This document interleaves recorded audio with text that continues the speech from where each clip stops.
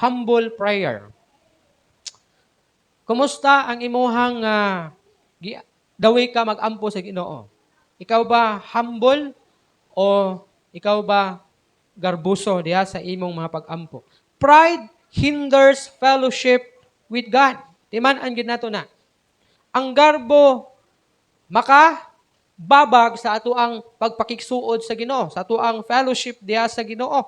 Mao na kung mag-ampo ta sa Ginoo pero prideful ta, dili ta mahimong suod sa Ginoo.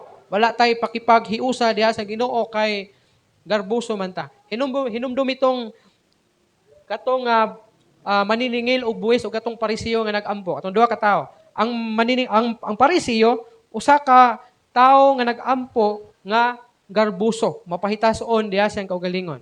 Matod pagani niya nga mura siya naging proud siya sa iyahang nahimo. Kay ginalantaw niya yung kaugalingon nga mas less sinner siya kaysa katong tax collector. Hinungdan nga instead na ipaubos niya yung kaugalingon diha sa Ginoo, ang iyang gihimo kay iyahan noong gipataas ang iyahang achievement sa kinabuhi, ang mga nahimo sa kinabuhi. Ingon pa niya nga manggihatagon siya, maluluyon siya, naghatag siya sa iyang ikapulo, nagtabang siya sa mga kabos. Di daw siya pareha anang tax collector nga usa ka makasasala. So, sa diha nga tubag sa Ginoo or sa diha nga nakita sa Ginoo ang ilahang pamaagi, duha nila ka mga pag-ampo, duha ka pamaagi sa ilang mapag-ampo, ang tax collector ang nakakaplag og kahimuot sa Ginoo. Kay sa diha nga nag-ampo siya, halos di siya muhanga dito sa langit. Nagapamukpok siya sa iyang dughan, ang mga tax collector. Ug ningon siya, amahan ko, ako usa ka makasasala.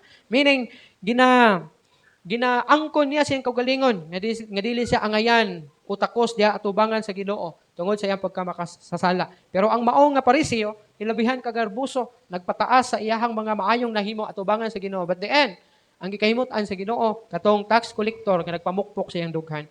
That's why timan-an nato ni siya. Kung mag-ampo ta sa Ginoo, kinahanglan paubos kita sa atong kaugalingon kay ang garbo mahimong babag diha sa ato ang pagpakighiusa sa Ginoo. Humility invites God's grace. Unsa daw? Mas maluoy ang Ginoo sa mga mapaubsanon. No? Kay bisan sa ato bitong tawhanon na kinaiya, kung naay tao mangayo sa imuhang nga garbuso, ganahan ka kamuhatag. Kanang instead na magpaluoy-luoy siya, di kabalo magpaluoy-luoy.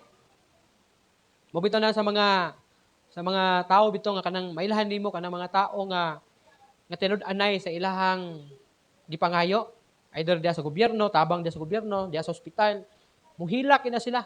Kay ang uban ana muhilak, magpakiluoy gid og maayo nga tabangan sila kay wa gid sila mahimo, wala sila laing choice gawas lamang sa pagpakitabang aning mga certain na mga agencies o individual na mga opisina para lang makapangayo og tabang. Pero kung moadto ka sa opisina, for example, opisina ni Pulong. Unya magsigasiga ka dito nga mangayo ka dito congressman, kanang sing na kay kwarta dia, tagai ko kay na matay ako ang papa nako ba, walay lungon. Nya binaanay mo istorya, matay di ko katagaan ko basta makasamasampaan pa siguro ka. No? Ikaw pa gani mangayo, ikaw pa'y murag isong, ikaw pa'y murag hambugon. So diha pud sa Ginoo, mas kaluy-an sa Ginoo ang magpakiluoy kaniya, magpaubos sa iyang kaugalingon. Remember ang mga Israelites?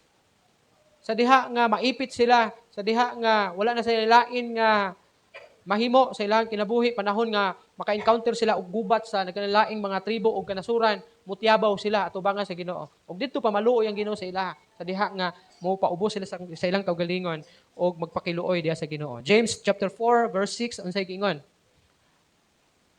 Asa naman? Apan ang grasya nga gihatag sa Dios daghan pa. Sumala sa giingon sa kasulatan, kaaway sa Dios ang mga mapahitason apan maghatag sa grasya sa mga mapaubsanon. O see? So kung nag-pray ka sa Ginoo pero dili ka mapaubsanon sa imong kaugalingon, kaaway di ka sa Ginoo. Nabay kaaway nga tabangan, basta kaaway, hindi gid na tabangan. So kung mapahitason ka, di ka kabalo paubos sa imong kaugalingon, kaaway ka sa Ginoo.